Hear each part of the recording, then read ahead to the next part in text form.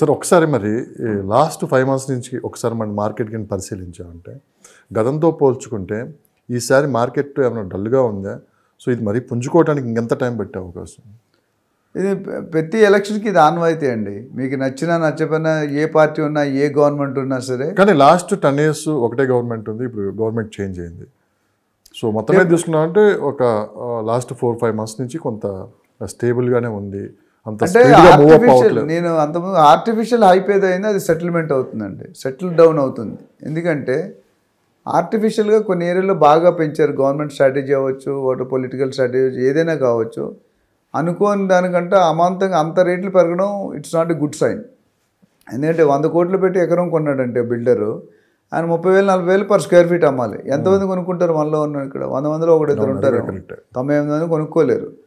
So ఇప్పుడు ఏమైందంటే last 10 yearsలో వాళ్ళు ఒక టెంపో సెట్ చేశారు. ఎవ్రీ ఇయర్ ఆఫ్టర్ ఇయర్ పెరుగుతూనే వచ్చింది. 18-20% బాగానే వచ్చినాయి. గవర్నమెంట్ మారినప్పుడు ఆలోచనలు మారితే, విధానాలు మారితే, పద్ధతులు మారితే, స్ట్రాటజీ మారుతుంది. అండ్ వాళ్ళు ఏం చేస్తారు అనేది వాళ్ళ రికగ్నిషన్, వాళ్ళు తాపత్రయపడతారు. వీళ్ళు చేసిన దాన్ని ఎంతవరకు ఫాలో అవుతాయి. ఇప్పుడు చంద్రబాబు నాయుడు గారు ఏమన్నారంటే మొన్న ఒక దీంట్లో ఆయన 90sలో పెట్టిన రూల్స్, రామారావు గారు, నందమూరి తారక రామారావు తర్వాత వచ్చిన సీఎంస్ అందరూ ఆయన పెట్టిన రూల్స్ ఫాలో అయ్యారు 99%. ఇప్పుడున్న లేటెస్ట్ గవర్నమెంట్ ఫాలో అవ్వలేదని ఒక అభాండం వేశారు. అది చూసుకుంటే ఆ గ్రోత్ని ఎక్కడ ఆపలేదు. ఎవరు వచ్చినా, రాజశేఖర రెడ్డి గారు వచ్చినా, మిగతా ఎంతమంది కిరణ్ కుమార్ రెడ్డి గారు వచ్చినా కొన్ని పాయింట్స్ అనేది ఎక్కడ డిస్టర్బ్ కాలేదు. టీడీపీ అయినా కాంగ్రెస్ అయినా ఎవరున్నా. నేను బీజేపీ అయితే ఇప్పుడు రాలేదు. మనకి వీళ్ళిద్దరూ మారుతూనే వచ్చారు ఆల్టర్నేటివ్గా, టీడీపీ కాంగ్రెస్. ఈ టీఆర్ఎస్ అనేది లేటెస్ట్ ఎడిషన్. అవును. సో చూసుకుంటే మెచ్యూరిటీ బట్టి ఉంటుంది గవర్నమెంట్స్. కొన్ని గవర్నమెంట్స్ ఏంటంటే సీఎంస్ అన్నీ చేసేది ఒకేసారి అనుకుంటారు, ఎమోషన్కి వెళ్ళిపోయి, సెంటిమెంట్కి వెళ్ళిపోయి మోసపోతారు, అంటే లాస్ అయిపోతారు. సో ఏది మనం చేసినా ఇప్పుడు మీరు చూసుకుంటే, నేను అంతమంది కొట్టి కాంగ్రెస్ గవర్నమెంట్లో చాలా కుమ్ములాట్లు ఉండేది. బట్ ఈసారి లీడర్ వచ్చినప్పుడు అందరినీ ఒక టేబుల్ లెవెల్కి తీసుకొచ్చారు.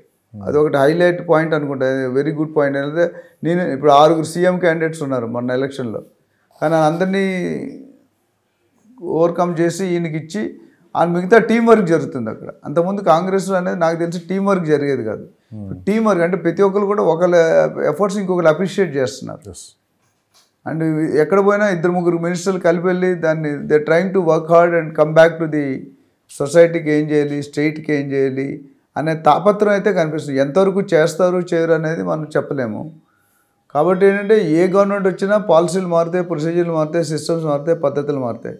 బట్ అది ఎంతవరకు పబ్లిక్ ఎఫెక్ట్ అవుతుంది, పబ్లిక్ ఉపయోగపడుతుంది అనేది చాలా సీరియస్ మ్యాటర్ అది. సో ఇన్వెస్టర్స్ గురించి మాట్లాడుకుంటే సినిమా ఇండస్ట్రీకి సంబంధించి మనం తీసుకున్నామంటే ఆనాడు శ్రవణ్ బాబు దగ్గర నుంచి ఈనాడు చిరంజీవి వరకు ప్రతి ఒక్కళ్ళు భూమి మీద డబ్బులు పెట్టిన ప్రతి రూపాయి వాళ్ళకి ఈరోజు దాని ఫలాలు అనుభవిస్తున్నా అని చెప్పి కూడా రీసెంట్గా చిరంజీవి గారు కూడా చెప్పడం కూడా జరిగింది. సో నేను సినిమాల్లో సంపాదించిన దానికంటే నేను భూములు కొన్న దాంట్లోనే ఎక్కువ నేను లాభాలు పొందానని చెప్పడం కూడా జరిగింది. ఇంకో మాట కూడా చెప్పింది, ఆనాడు ఎన్టీ రామారావు గారు చెప్పిన మాట ఏంటంటే కార్ల మీద ఐరన్ మీద కాదు మీరు ఇన్వెస్ట్ చేయాలి కాదు, భూమి కొనండి, ఖచ్చితంగా మీ భవిష్యత్తు తరాలకి బంగారు బాటలు వేస్తుందని చెప్పి కూడా అది చిరంజీవి గారు కూడా చాలా గొప్ప చెప్పడం కూడా జరిగింది. సో ఒక చిరంజీవి గారు కాదు, సో భూమి మీద పెట్టిన ప్రతి ఒక్కళ్ళు ఈరోజు ఖచ్చితంగా దాన్ని ఫలాలు అనేది అనుభవిస్తూ ఉన్నారు.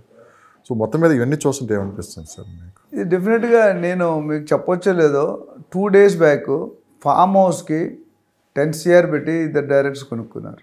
ఫామ్ హౌస్ మా కళ్ళ ముందే జరిగింది డీల్.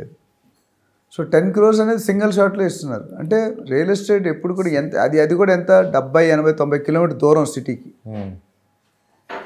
ఎకరాల్లో కొన్నారు. సో నేను అనేది ఏంటంటే రియల్ ఎస్టేట్ ఎప్పుడు కూడా మీకు మీరు గోల్డ్లో మన ఇన్వెస్ట్మెంట్ అంతకుముందు మాట్లాడుకున్నాం. ఇన్వెస్ట్మెంట్ ఎక్కడ పెట్టచ్చు? PPF, NSC, mutual funds, insurance, health ఇన్సూరెన్స్లు, gold, real estate, gold bonds, stock market అని. మీ గోల్డ్ చూసుకుంటే 2010-11లో 28,000, 27,000 ఉండేది. ఈరోజు ఎంత 56,000, అంటే డబుల్ అయ్యింది. ఎన్ని సంవత్సరాల్లో? ఆల్మోస్ట్ 12-13 సంవత్సరాలు. అదే రియల్ ఎస్టేట్లో పెట్టింది 5 times అయింది. ఏది బెనిఫిట్? మీకు రిస్క్ లేదు. నేను ఎప్పుడు చెప్తాను, రియల్ ఎస్టేట్లో కరెక్ట్ మంచి బిల్డరు, మంచి ప్రాజెక్టు, మంచి రియాల్టర్ ద్వారా వెళ్తే రిస్క్లెస్ ఇన్వెస్ట్మెంట్ అనేది రియల్ ఎస్టేట్. ఇది నేను రియల్ ఎస్టేట్లో ఉన్నానని కాదు, జనరల్ మీరు అన్నట్టు సోమన్ బాబు గారి దగ్గర ఆయన చనిపోయినప్పటికీ కొన్ని వేల కోట్లు ఓన్లీ రియల్ ఎస్టేట్. చెన్నైలో నాకు తెలిసి 5-10% ఆయన కొనేసాడు. సో దాని తర్వాత మురళీమోహన్ గారు వచ్చారు. దాని తర్వాత ఇంకా చాలామంది అదర్ హీరోస్ కూడా ఫాలో అవుతున్నారు. రియల్ ఎస్టేట్లో ప్రతి ఒక్కడికి ఇప్పుడు మన మానవ జీవితంలో చదువు అంటే డిగ్రీస్, పీజీ డిగ్రీ ఏదైనా, రెండోది మీకు నెక్స్ట్ పెళ్లి చేసుకోవాలి, మంచి భార్య, తర్వాత పిల్లలు, తర్వాత మంచి ఇల్లు, మంచి కారు. ఇది కంపల్సరీ. ఏ మానవుడికైనా, ఏ కులమైనా, ఏ మతమైనా, ఏ సెగ్మెంట్ అయినా, ఏ సెక్టర్ అయినా ఇది అవసరం. సో మన హైయెస్ట్ బెనిఫిట్ ఏంటంటే real estate is part of roti kapda makaan. మకాన్ అనేది ఒక భాగం. రోటీ కపడా బాగానే డెవలప్ అయినాయి, మకాన్ ఇంకా డెవలప్ చేయాల్సిన అవసరం ఉంది. నిన్న కూడా బడ్జెట్లో పొద్దుట మార్నింగ్ కూడా చూస్తే 1 crore హౌసెస్కి సోలార్ ఫెన్స్ పెడతామని సోలార్ ఫెన్స్ ఇస్తారని అన్నారు. సో అది సోలార్ ఫెన్స్ అనేది చాలా పెద్ద సబ్జెక్ట్. అంటే ఉమెన్స్కి ఎక్కువ ఎంపవర్మెంట్ ఇస్తున్నారు.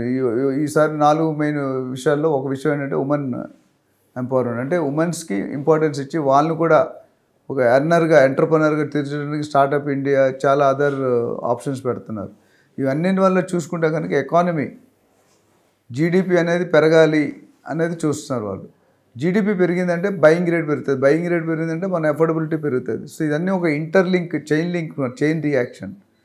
ఇప్పుడు చూసుకుంటే ఓవరాల్గా అయితే real estate is going to be in fast track. Because already ఒక టాప్ గేర్ సెట్ చేశారు అంతకుముందు గవర్నమెంట్. మంచో చెడో జోన్ అయినా టాప్ గేర్లో సెట్ చేశారు. మీరు చూసుకుంటే ఓట్లు కూడా సిటీలో ఎవరికి, తెలంగాణ సిటీలో మెయిన్ హైదరాబాద్లో ఎవరు కూడా కాంగ్రెస్కి వేయలేదు. ఎందుకో తెలుసా? సిటీలో గ్రోత్ చూశారు, రియల్ ఎస్టేట్లో ప్రాఫిట్స్ అనుభవించారు, అందుకని టీఆర్ఎస్కి వేశారు. But other parts of the Telangana చూసుకుంటే టీఆర్ఎస్ ఒక ఓటు పడలేదు.